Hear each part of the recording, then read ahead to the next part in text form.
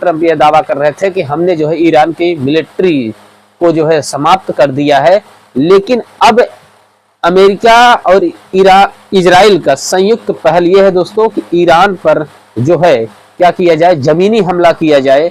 ठीक है, तब जाकर के कहीं ना कहीं ईरान की कमर जो है तोड़ा जाएगा। लेकिन उसी के रिटेलिएशन में कल यानी कल 12 बजे के बाद जो ईरान की जो न्यूज एजेंसी है तेहरान टाइम्स ने जो हेडलाइन जो जारी किया है और अमेरिका को एक प्रकार से चुनौती दिया है कि जहन्नुम में आपका स्वागत है, यानी कहने का मतलब आगे अब क्या होने वाला है इसके पीछे जो है हम नहीं बता सकते हैं। अब परिस्थितियां आपके ऊपर, जिम्मेदारी आपकी होगी। क्यों? क्योंकि जो डाटा निकल के आ रहा है दोस्तों, जो हमने कलेक्ट किया, उसमें यह बताया जा रहा है कि ईरान इस तरीके का स्टैंड क्यों ले रहा है और अमेरिका भी इस तरीके का स्टैंड क्यों ले रहा है। इसके पीछे का सबसे मेन कारण है कि अमेरिका और इजराइल की संयुक्त सेना ने जो ईरान के यूनिवर्सिटीज पर जो बम्बिंग किया, अटैक किया है, उसके लिए ईरान बार बार दबाव बना रहा है कि अमेरिका इस चीज यूनिवर्सिटी पर जो हमला किया है इसके लिए वो कम से कम माफी मांगे। लेकिन अमेरिका इस चीज को माफी मांगने के लिए जो है कहीं से भी वो पीछे हटने का मतलब माफी मानने के लिए अमेरिका तैयार ही नहीं है। और तैयार होने की बात तो छोड़ दीजिए, अमेरिका ऊपर से जो है जमीनी हमला करने के लिए जो है अपनी सेना को आगे बढ़ा रहा है।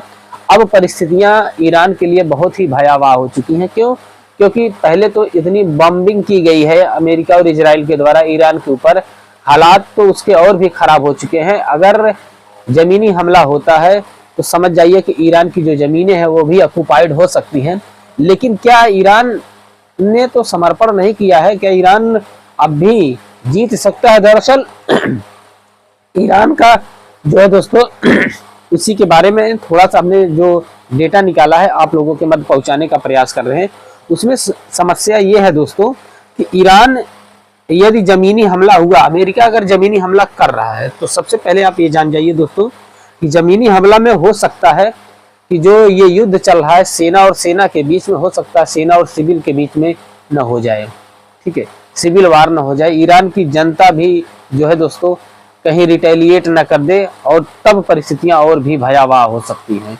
लेकिन ईरान ने जिन 10 लाख लड़ाकुओं को भर्ती किया है, अमेरिका और इजराइल का प्लान यह है कि इन्हें ईरान में ही रोका जाए। ठीक है, उनका मानना है कि ईरान की जो मिलिट्री बची है या जिस तरीके से मुस्तफा अली खुमैनी लड़ाकुओं को भर्ती कर रहे हैं, उसका पूरा प्लान है कि इन लड़ाकुओं को